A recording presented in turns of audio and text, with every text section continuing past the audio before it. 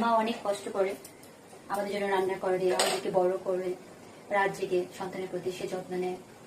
মার সমস্ত কিছুই থাকে সন্তানকে ঘিরে, তেমনি বাবাদেরও কিন্তু সমস্ত কিছু থাকে সন্তানকে ঘিরে। মা এই চার দেয়ালের ভিতরে থেকে সন্তানকে মানুষ করার চেষ্টা করে, আর বাবা সারা বিশ্ব ঘুরে সন্তানকে ভালো রাখার চেষ্টা করে। অর্থ উপার্জন করা খুব কিন্তু সহজ না, অনেক কঠিন। তো এত কষ্ট করে পরও বাবা মা চায় সন্তান ভালো থাকুক।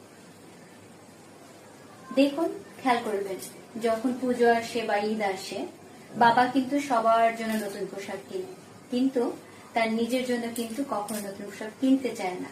বলে যে আছে, আমার বাবাকে দেখেছি, সে সবার জন্য তার পছন্দ মতো পোশাক কিনলো, কিন্তু তার নিজের জন্য কিন্তু পোশাক কিনতে চায় না, তাকে জোর করেই কেনানো হয়।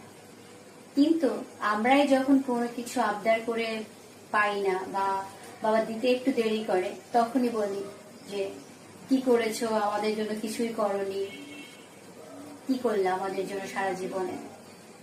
আসলে বাবা মা যা করে তা কখনো মাপকাঠি দিয়ে মাপা যায় না। বাবা মা সবসময় সন্তানকে নিঃস্বার্থভাবে ভালোবাসে, চেষ্টা করে সন্তানকে সবসময় সুখে রাখার।